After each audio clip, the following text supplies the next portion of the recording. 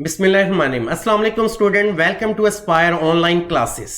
मैं हूं आपका मैथमेटिक्स टीचर इरशाद इमरान। आज हमारा सेकेंड ईयर का पहला लेक्चर है चैप्टर नंबर 1 के लिहाज से। चैप्टर नंबर 1 क्या है? Function and limits. सिंपल है। इस चैप्टर्स के बारे में मैं आपको बता दूं, इस चैप्टर में से एक लॉन्ग क्वेश्चंस भी आता है, इसके अलावा 3 शॉर्ट क्वेश्चंस हैं और आप लोग के पास एक एमसीक्यूज भी इसमें से आते हैं। ये चैप्टर्स का कॉन्सेप्ट ये है कि आप इस चैप्टर में फंक्शंस के बारे में सीखेंगे, लिमिट्स के बारे में कि आप फंक्शंस कैसे बनाते हैं, फंक्शन की डोमेन रेंज को देखना, डिफरेंट टाइप्स के फंक्शंस को देखना, और इसके अलावा लिमिट्स का कॉन्सेप्ट है। लिमिट्स के बाद इसके बाद कॉन्टिन्यूज एंड डिसकॉन्टिन्यूज और कुछ ग्राफ का टॉपिक्स है इस पूरे चैप्टर्स के अंदर। आज हमारा जो पहला चैप्टर है, chapter number 1 function and limits का। लेक्चर नंबर 1 में हम डिस्कस करने जा रहे हैं। सबसे पहले हम इसके लर्निंग आउटकम्स को डिस्कस कर लें। लर्निंग आउटकम क्या है? सबसे पहले हम इसमें डिस्कस करेंगे चैप्टर नंबर 1 में इंट्रोडक्शंस और प्लस उसकी डेफिनेशंस और examples. Concept of function. Function क्या है? The term function was recognized by German mathematician Leibniz 1646 to 1716 to describe the dependence of the one quantity on another. The following example, इसके बाद मैं examples आपको बताता हूं। यहां तक जो अंडरलाइन करने वाली बात है, the term function was recognized by German mathematician Leibniz 1646 to 1716। ये एमसीक्यूज के लिए अंडरलाइन कर लें कि वो कौन सा मैथमेटिशियन था जिसने द टर्म फंक्शंस को रिकॉग्नाइज करवाया। वो एक जर्मन मैथमेटिशियन था जिसका नाम था लेबनिज। तो सन ऑफ बर्थ एंड कहते, date of birth and date of कहते डेथ वो बताएगी भी 1646 to 1716 to describe the depend. उसमें डेफिनेशन को भी छोटा सा एक्सप्लेन किया है। कैसे बयान किया है उसने फंक्शन को? Dependence of the one quantity on another. एक क्वांटिटी का किसी दूसरे क्वांटिटी के लिहाज से जो आपस में एक रिलेशन है, उस चीज को उसने क्या कहा है? फंक्शन। हम भी कुछ एग्जांपल्स देख देते हैं इन टर्म ऑफ यूज जो हमने यूज किया है। फर्स्ट एग्जांपल है द एरिया। बेसिकली एरिया के लिहाज से the area A of a square depends on one of its side x. यानी कि एरिया ए है हमारा और हम डिपेंड किस पे कर रहे हैं? On the side of x.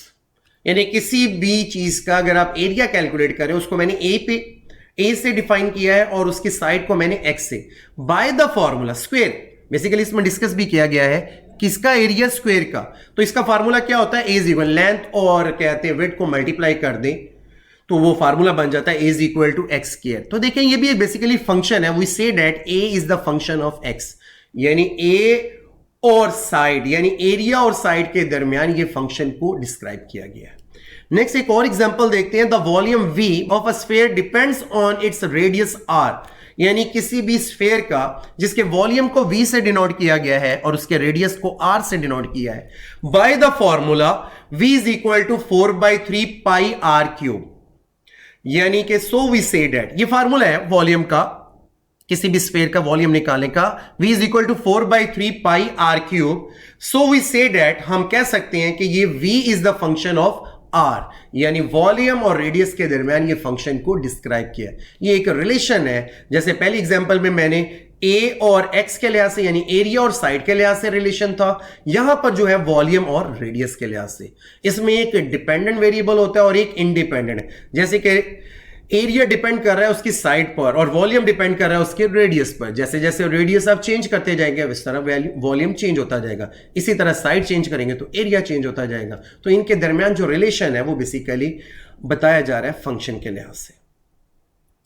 Next definition है फंक्शन की।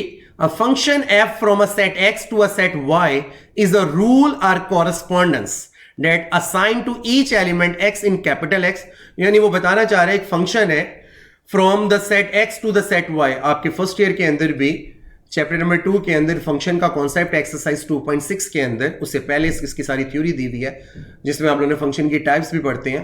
तो दो सेट्स के दरमियान, जैसे वहां पे ए टू बी के लिहाज से, यहां पे मैं एक्सप्लेन कर रहा हूं X to set Y is rule or correspondence to assigned each element of X small X in capital X unique element y in capital Y।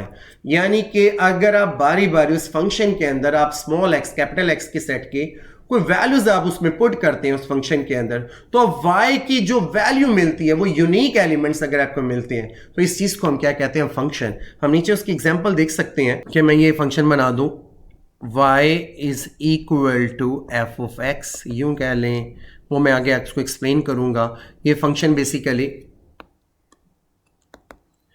आप इस तरह भी कर सकते हैं, f is the function of x approaches to y। इसमें x के element small x में दिए हुए और y के एलिमेंट स्मॉल y में दिए हैं, और y के एलिमेंट यूनिक होंगे और x के एलिमेंट डिफरेंट होंगे। जितनी भी वैल्यूज आप x के दें तो y की वैल्यू यूनिक होगी। नेक्स्ट आप डेफिनेशन देख सकते हैं, domain and range of the function, किसी भी फंक्शन की डोमेन और रेंज का कॉन्सेप्ट। डोमेन क्या होता है? If f is the function from x to y, ये मैंने आपको पहले एक्सप्लेन किया, then x is called the domain of f, और रेंज क्या है, and the set of corresponding element of y is called the range of f। यानी उस फंक्शन का जो पहला सेट है, यानी पहला एलिमेंट्स होगा, वो आपका क्या कहलाएगा? डोमेन। और जो उसके बाद का एलिमेंट होगा यानी y का जो एलिमेंट्स होंगे वो क्या कहलाएंगे? उसकी रेंज। अब आप देख सकते हैं कि एग्जांपल है, डोमेन और रेंज आपको दी हुई है, डोमेन है ए बी सी और रेंज क्या 1 2 3। तो आप देख सकते हैं सेट x है और सेट y है, इनके दरमियान आपने फंक्शन बनाया हुआ है f। तो बेसिकली a के कॉरस्पॉन्डिंग एलिमेंट मिलता है 1, b के कॉरस्पॉन्डिंग एलिमेंट मिलता है 2 और c के कॉरस्पॉन्डिंग एलिमेंट मिलता है 3। यानी x और y के दरमियान जो रिलेशन है x क्रॉस y, बेसिकली आप देख सकते हैं, ये आप इस तरह भी लिख सकते हैं a और 1, इसी तरह अगर आप कॉमा b और 2, फिर आप लिख सकते हैं कॉमा c एंड 3। तो आप जानते हैं इसका फर्स्ट जो एलिमेंट है वो बेसिकली क्या कहलाता है? डोमेन, और जो बाद वाले एलिमेंट्स वो क्या कहलाते हैं? रेंज। ये कॉन्सेप्ट मैंने आप लोगों को फर्स्ट ईयर में एक्सरसाइज 2.6 से पहले थ्योरी में फंक्शंस के बारे में बताया हुआ, इसके डोमेन और रेंज में। नेक्स्ट डेफिनेशन है notations and value of the function. Notation मतलब किस सिंबल से इसको जाहिर किया जाता है? Value of the function. If a variable y depends on a variable x in such a way that each value of x determine exactly one value of y, यानी basically ये फंक्शन की definition में इसी वो चीज explain कर रहा है। If a variable y depends on the variable x in such a way that each value of the x determines exactly one value of y, यानी कि each value of x determine, आपकी x की value जो determine करती है exactly only one unique value आपकी calculate करती है, then we say that y is the function of x। ये भी बेसिकली फंक्शन की क्या है? डेफिनेशन है। एक स्विस मैथमेटिशियन था आइलर, 1707 to 1783, अंडरलाइन कर लें, स्विस मैथमेटिशियन आइलर ने क्या इन्वेंशन किया? Invented a symbolical way to write the statement y is the function of x, यानी फंक्शन को जाहिर करने का, पढ़ने का तरीकाकार बताया कि y is the function of f of x, तो which is read as y is equal to f of x। यानी कि ये आपको पता होना चाहिए, फंक्शन को हम y से भी जाहिर कर सकते हैं, f of x से भी, g of x से भी, h of x से भी, जिस भी सिंबल से जाहिर किया जा सकता है। नोट है, function are often denoted by the letter small f, small g is h and capital F, capital G and h up to so on। तो ये नोट याद रखिएगा कि फंक्शन को हम किसी भी सिंबल से जाहिर कर सकते हैं। एक एग्जांपल है कि एक फंक्शन दिया हुआ है f of x कह लें, इसको y कह लें, आप कह सकते हैं, जो दोनों ही बराबर है। X cube minus 2x square plus 4x minus 1, आपने फाइंड क्या करना है? फर्स्ट पार्ट में f of 0, सेकेंड पार्ट में f of 1 और थर्ड पार्ट में f of minus 2, fourth part में f इंटू 1 प्लस x और फिफ्थ पार्ट में f into 1 over x is x not equal to 0, यानी x 0 के बराबर नहीं होना। यहाँ हमने क्या करना है? f of 0 का मतलब है कि आपने फंक्शन में x की जगह रिप्लेस करना है 0, और f of 1 का मतलब आपने x की जगह रिप्लेस करना है 1, f of माइनस 2 का मतलब है आपने x की जगह रिप्लेस करना है माइनस 2, और f of 1 प्लस x का मतलब है जहां जहां x आ रहा है वहां पे आपने रिप्लेस करना 1 प्लस x, और फिफ्थ पार्ट में f of 1 ओवर x का मतलब है जहां जहां x आ रहा है वहां पे आपने रिप्लेस करना 1 ओवर x। तो आप देख सकते हैं इसका फर्स्ट पार्ट है f of x, मैंने पहले क्वेश्चन लिखा f of x बराबर x cube minus 2x square plus 4x minus 1। इसका फर्स्ट पार्ट है f of 0, मैंने क्या किया है, इस फंक्शन में जहां जहां आपको x नजर आ रहा है वहां पे 0 रिप्लेस कर दिया। 0 का क्यूब 0 ही होता है, 0 का स्क्वायर भी 0, तो ये भी टर्म 0 हो जाएगी, और 4 को 0 से मल्टीप्लाई करें तो माइनस 1 एज इट इज। तो 0 माइनस 0 प्लस 0 माइनस 1, ये किसके बराबर है? माइनस 1 के। सेकेंड पार्ट है f of 1। f of 1 का मतलब है कि मैंने x की जगह लेफ्ट साइड राइट साइड में जहां जहां आपको x नजर आ रहा है वहां पे 1 रिप्लेस कर दें। 1 का क्यूब माइनस 2 इंटू 1 का square plus 4 into 1 minus 1, simplify करें, 1 का क्यूब 1 माइनस का 2 प्लस का 4 और माइनस का 1, तो प्लस 1 और माइनस 1 तो कैंसिल, 4 में से 2 लेफ्ट करें तो क्या बचता है 2। नेक्स्ट आप देख सकते हैं इसका थर्ड पार्ट है f of -2 is equal to -2 का क्यूब -2 इंटू -2 का स्केयर प्लस 4 इंटू -2 -1। सिंप्लीफाई करें -2 का क्यूब -8, -2 का स्केयर 4 होता है पर 4 -2 से मल्टीप्लाई करें -8, ये भी -8 और -1, तो ये बन गया माइनस का 25। फोर्थ पार्ट है f into 1 plus x is equal to, यानी जहां जहां x आ रहा है वहां पे 1 प्लस एक्स रिप्लेस कर देना है। 1 प्लस एक्स का whole cube -2 into 1 plus x का whole square plus 4 into 1 plus x -1। जहां जहां x आ रहा है मैंने वहां पे 1 प्लस एक्स रिप्लेस कर दिया। 1 प्लस एक्स का whole cube 1 plus 3x plus 3x square plus x cube -2 into 1 plus x square को ओपन करें तो बेसिकली ये क्या बन जाए, 1 का स्क्वायर तो 1 होता है तो -2 को 1 से करें -2, x का स्क्वायर होता है x स्क्वायर मगर -2 से करें तो -2x स्क्वायर, क्या आना था 2x, तो 2x को जब -2 से करें तो माइनस का 4, ये डायरेक्ट की स्टेप है। 4 को 1 से करें 4 को x से करें तो 4x और -1 as it is. Next step में आप देख सकते हैं जो सिंप्लीफाई यानी कि जो कैंसिल हो रहा है प्लस का 1 और माइनस का 1 कैंसिल। नेक्स्ट स्टेप में आप देख सकते हैं कि हमारे पास एक्स क्यूब बच जाता है, इसके अलावा 3x स्क्वायर में से अगर 2x के लेफ्ट कर देता है एक्स स्क्वायर और ये प्लस का 3x और देखिए माइनस का 2 और प्लस के 4 में से प्लस का 2 बच जाता है, तो ये है फोर्थ पार्ट का आंसर। फिफ्थ पार्ट है f into 1 over x is equal to 1 over x का क्यूब -2 इंटू 1 ओवर एक्स का whole square plus 4 into 1 over x -1। Simplify करें तो 1 over x cube -2 over x square plus 4 over x -1, x is not equal to 0। ये fifth part का answer है। Example number 2 है, क्या लिखा हुआ है, let f of x is equal to x square, find domain and range of f। यानी आपने डोमेन और रेंज कैलकुलेट करना है इस फंक्शन का। तो फंक्शन क्या दिया हुआ है, f of x is defined for every real number, यानी कि रियल नंबर ऑफ x, यानी कि जो फंक्शन दिया हुआ है ये डिफाइन है तमाम रियल नंबर, क्योंकि x का स्क्वायर है, आप x की जगह जो मर्जी वैल्यू पुट कर दें आपको इसके कॉरस्पॉन्डिंग वो तमाम की तमाम वैल्यू रियल नंबर मिल जाएंगे। तो डोमेन और रेंज का कॉन्सेप्ट सुन ले, डोमेन वो वैल्यूज जो आप फंक्शन के अंदर पुट करें और उससे डिफाइन आंसर मिले, अनडिफाइंड आंसर नहीं मिलना चाहिए। तो वो वैल्यूज जो आप फंक्शन के अंदर पुट कर सकें वो उस फंक्शन की डोमेन कहलाती है, उसके कॉरस्पॉन्डिंग जो आपको आंसर आता है डिफाइन आंसर, वो बेसिकली क्या कहलाता है, रेंज। तो आप देख सकते हैं further for every real number x f of x is equal to x square, इस क्वेश्चन के अंदर आपको नजर आ रहा है x का स्क्वायर है, is non negative real number. ये नॉन नेगेटिव रियल नंबर ये कभी भी नेगेटिव नहीं हो सकता। तो so domain of f set of all real number, यानी हम कह सकते हैं कि इसकी जो डोमेन है वो तमाम की तमाम रियल नंबर है। इसी तरह इस तरह भी लिखा जा सकता है और set of all real number भी लिखा जा सकता है। Range of f set of all non negative real number, non negative real का मतलब है कि r का आंसर पॉजिटिव, यानी तमाम के तमाम आंसर पॉजिटिव में आएंगे, यानी इसमें कोई नेगेटिव रेंज में आ ही नहीं सकता, क्योंकि आप जो भी वैल्यूज इसमें पुट करेंगे चाहे वो नेगेटिव पुट करें। मिसाल के तौर पर आप x की वैल्यू, क्योंकि मैंने आपको बताया था फंक्शन को y से भी डिनोट किया जा सकता है, तो यहां पर x की वैल्यू ले लें, यहां पे y की वैल्यू ले लें, y किसके बराबर है, x स्क्वायर के। x की वैल्यू 0 रखते हैं तो यहाँ पे 0 का स्क्वायर किसके बराबर होता है, 0 के। अगर आप यहाँ पे 1 रखते हैं तो 1 का स्क्वायर किसके बराबर होता है, 1। अगर आप यहाँ पे -1 भी रखते हैं तो -1 का स्क्वायर क्या होता है, 1। तो अब आप देख सकते हैं यहाँ पे कोई भी वैल्यू नेगेटिव नहीं आ रही y की, तो इट्स मीन कि जो इसकी रेंज होगी set of all non negative real number, या आर पॉजिटिव।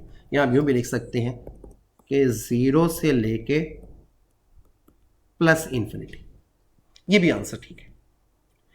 नेक्स्ट एग्जांपल है एग्जांपल नंबर 3, ये भी डोमेन एंड रेंज बहुत इंपॉर्टेंट क्वेश्चन है एंटी टेस्ट के लिहाज से भी, और आपके एक्सरसाइज 1.1 का जो क्वेश्चन नंबर 4 है उसमें भी डोमेन एंड रेंज का कॉन्सेप्ट है। तो डोमेन एंड रेंज का क्वेश्चन या तो एमसीक्यूज में या शॉर्ट क्वेश्चन में पूछा जाता है। एग्जांपल नंबर 3 है, लेट f ऑफ x बराबर है x over x square -4, find domain and range of f। आप लोगों ने इस फंक्शन की डोमेन और रेंज, जब भी कभी कोई रैशनल फंक्शन आ जाए तो याद रखिएगा रैशनल फंक्शन के अंदर डोमेन और रेंज के कॉन्सेप्ट में आप जो इसका डिवाइजर होता है q ऑफ x, इसको आप लोगों ने 0 के इक्वल रख देना है, क्योंकि इसी ने ही कॉन्सेप्ट को क्या कहते हैं, अनडिफाइंड फॉर्म बनाना होता है। तो आप इसको 0 के इक्वल रखेंगे, वो अभी आपको इसके सोल्यूशन में आप देख सकते हैं। Find domain and range of f, तो फंक्शन क्या है, x ओवर x स्क्वायर -4। आप देख सकते हैं f of x is not defined if x square -4, मैंने आपको बताया था इसके डिवाइजर को 0 के, यहां से x स्क्वायर किसके बराबर 4 और x किसके बराबर है +-2। तो इट्स मीन के -2 और +2 के लिहाज से आप इसकी वैल्यू देख सकते हैं domain of F set of all real number except, सिवाय -2 और 2, यानी आप दुनिया के तमाम रियल नंबर में से क्या करें, -2 और 2 को क्या कर दे, इग्नोर कर दे। -2 और 2 इसके अंदर नहीं पुट कर सकते हैं, क्योंकि अगर आप इसके अंदर 2 पुट करते हैं, -2 पुट करते हैं, तो ये अनडिफाइंड, क्योंकि y किसके बराबर है, y के, f ऑफ x और y बराबर होते हैं, तो x over x square -4। Example के तौर पर आप देख सकते हैं x की वैल्यू अगर आप -2 और 2 रखते हैं तो क्या आंसर आता है y का, y is equal to x over x square -4। अगर आप -2 पुट करते हैं तो -2 और -2 का स्क्वायर किसके बराबर होता है, 4 - 4 is equal to -2 over 0 is equal to undefined, यानी किसी भी वैल्यू को 0 से डिवाइड करें तो अनडिफाइंड, तो अनडिफाइंड आंसर नहीं आना चाहिए। तो इसलिए इसकी डोमेन में तमाम रियल नंबर है सिवाय -2 और 2 के। और 2 से भी चेक कर सकते हैं, 2 से भी आंसर क्या आएगा, 2 over 4 - 4 is equal to 2 over 0 is equal to undefined. तो रेंज इसकी क्या है, set of all real number, तमाम के तमाम आंसर इसमें आ सकते हैं, 0 भी आ सकते हैं, नेगेटिव भी आ सकते हैं, पॉजिटिव, तो वो वैल्यूज जो इसके आंसर में शामिल हो जाए तो वो क्या कहलाती है, रेंज। तो इसके रेंज के set of all real number. Example number 4 है, लेट f ऑफ x बराबर है √x स्क्वायर -9। ये स्क्वायर रूट वाला क्वेश्चन है। स्क्वायर रूट वाले में जो नेगेटिव वैल्यूज होती है उनका स्क्वायर रूट किस में चला जाता है, आयोटा में, यानी कॉम्प्लेक्स में, यानी अनडिफाइंड फॉर्म में, तो वो वैल्यूज हमारी रेंज में शामिल नहीं हो सकती, इसलिए वो फिर हमारे वो वैल्यूज जो होंगी वो डोमेन में फिर शामिल नहीं होंगी, क्योंकि वो रेंज हमारा बन जाएगा आयोटा की फॉर्म में, आयोटा में हम ले नहीं सकते, इसलिए फिर वो वैल्यूज हमारी डोमेन में शामिल नहीं होगी। Find the domain and range of F.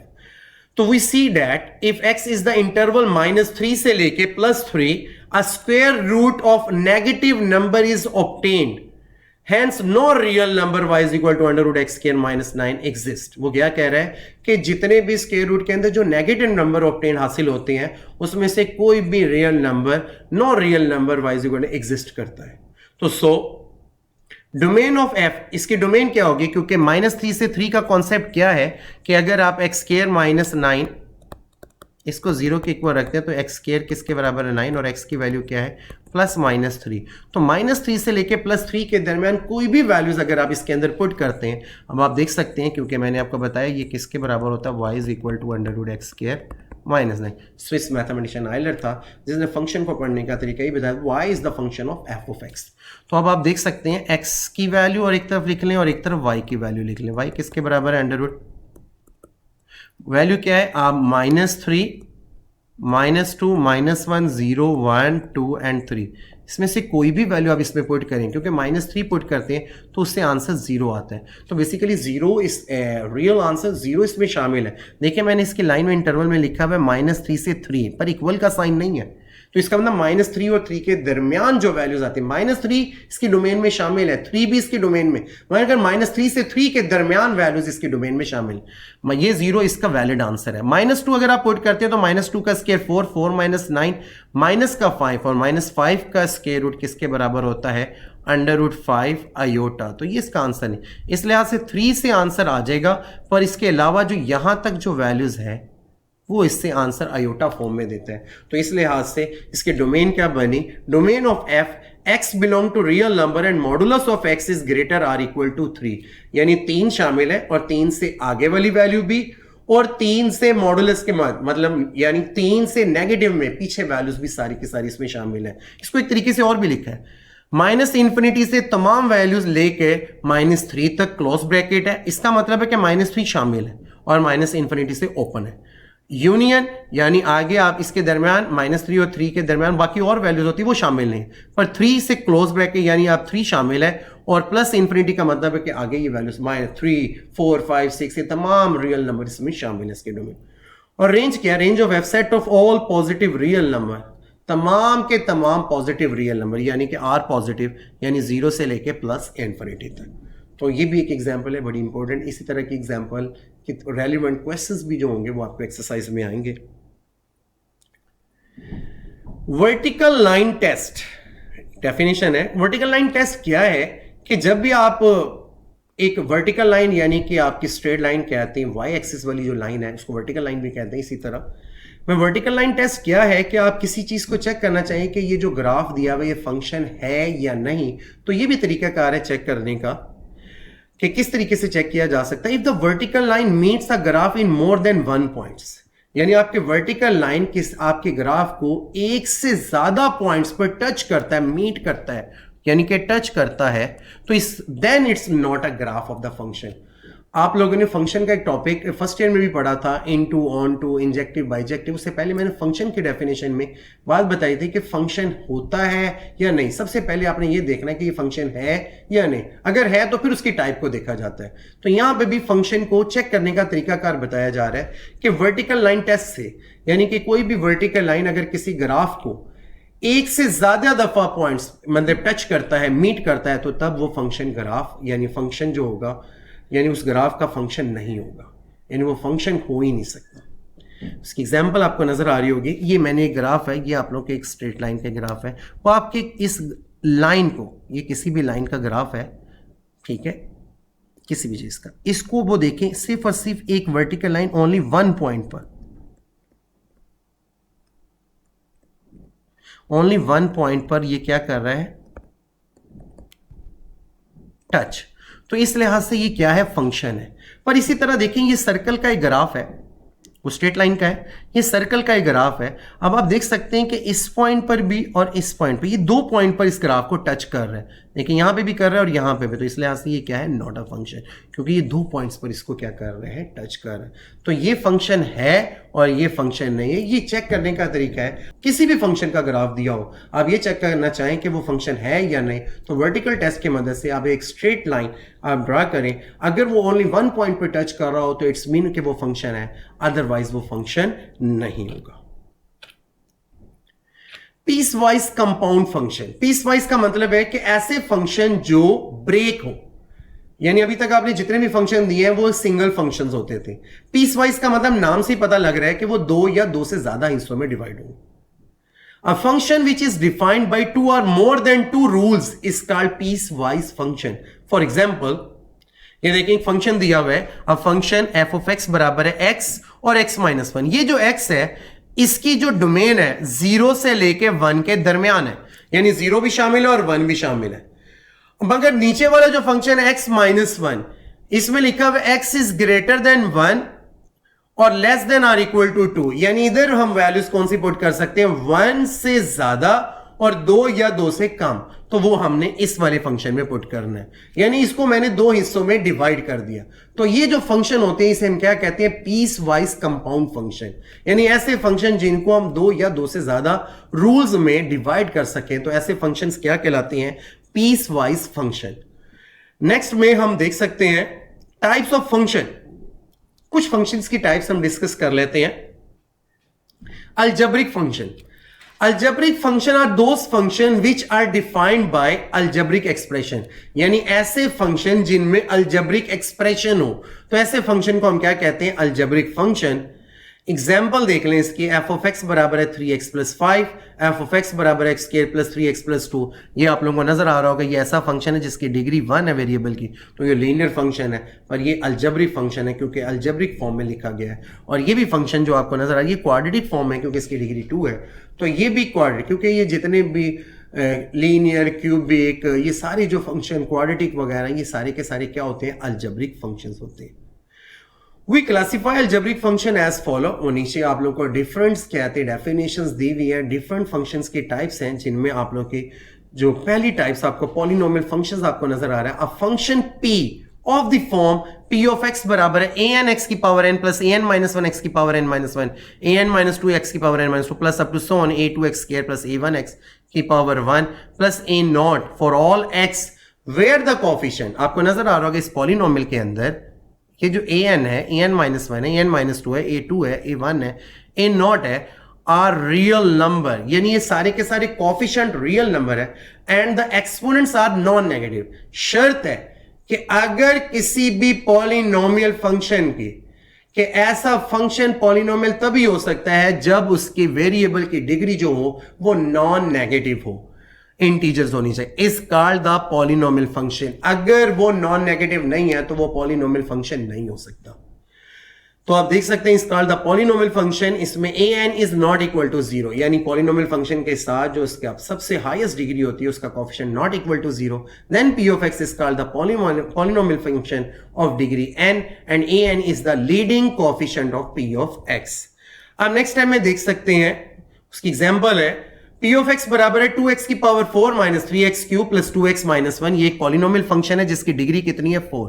आपको नजर आ रहा है इस पॉलिनोमियल की मैक्सिमम डिग्री 4 और उसका जो कॉफिशिएंट है वो 2 है, तो इट्स मीन वो आपको नेक्स्ट टाइम में बता रहा है विद लीडिंग कॉफिशिएंट इज 2, यानी जिसकी मैक्सिमम डिग्री होगी उसका जो कॉफिशिएंट होगा वो उसका क्या होगा, लीडिंग कॉफिशिएंट।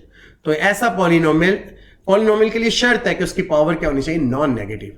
अगर उसकी पावर नॉन नेगेटिव नहीं है तो फिर वो पॉलिनोमियल फंक्शन नहीं हो सकता। मिसाल के तौर पर ऐसा फंक्शन, मिसाल p of x is equal to 2x की power minus 3 plus 6x square plus 7x, तो आपको नजर आ रहा है इसमें वेरिएबल की जो डिग्री है वो नेगेटिव है, तो ये एक पॉलिनोमियल फंक्शन नहीं है। तो नेक्स्ट आप देख सकते हैं लीनियर फंक्शन। लीनियर फंक्शन क्या है, if the degree of the polynomial function is 1, यानी ऐसा पॉलिनोमियल फंक्शन जिसकी डिग्री 1 हो, then it's called the linear function. उस फंक्शन को हम क्या कहते हैं, linear function. Symbolical we write f of x बराबर है ax प्लस b, या हम यूं भी लिख सकते हैं y is equal to ax plus b। इसमें x का कॉफिशिएंट जो a है वो 0 नहीं होना चाहिए, नॉट इक्वल टू 0, और a b कहां से बिलोंग करना चाहिए, वो रियल नंबर में। तो ऐसा फंक्शन जिसमें वेरिएबल की मैक्सिमम डिग्री 1 हो, तो ऐसे फंक्शन को हम क्या कहते हैं, लीनियर फंक्शन। इसकी एग्जांपल देख लें, f ऑफ x बराबर है 3x प्लस 4 और f ऑफ x बराबर है x प्लस 2 और लीनियर फंक्शन ऑफ x। तो नेक्स्ट है कि यहां तक हम कहते हैं फंक्शन की टाइप्स रखते हैं, इसके अलावा भी बेशुमार टाइप्स हैं, वो हम नेक्स्ट लेक्चर में पढ़ेंगे। स्टूडेंट्स, आपको पता लग गया होगा कि आप चैप्टर नंबर 1 के अंदर फंक्शंस के बारे में सारी बातें हैं, फंक्शन, उसके लिमिट्स को हमने डिस्कस करना है। तो हमारा जो स्टार्ट में जो टॉपिक है वो सारे के सारी पहली एक्सरसाइज में और दूसरी एक्सरसाइज में वो सारे के सारे फंक्शंस के बारे में है। हम अभी मजीद फंक्शन की टाइप्स को डिस्कस करेंगे कि किस किस टाइप के फंक्शंस हैं, और फिर उसके क्या 3 सैंपल्स देखेंगे, फिर हम एक्सरसाइज 1.1 और एक्सरसाइज 1.2 के क्वेश्चन सॉल्व करेंगे। ओके स्टूडेंट्स, यहां तक था हमारा आज का लेक्चर। अल्लाह हाफिज।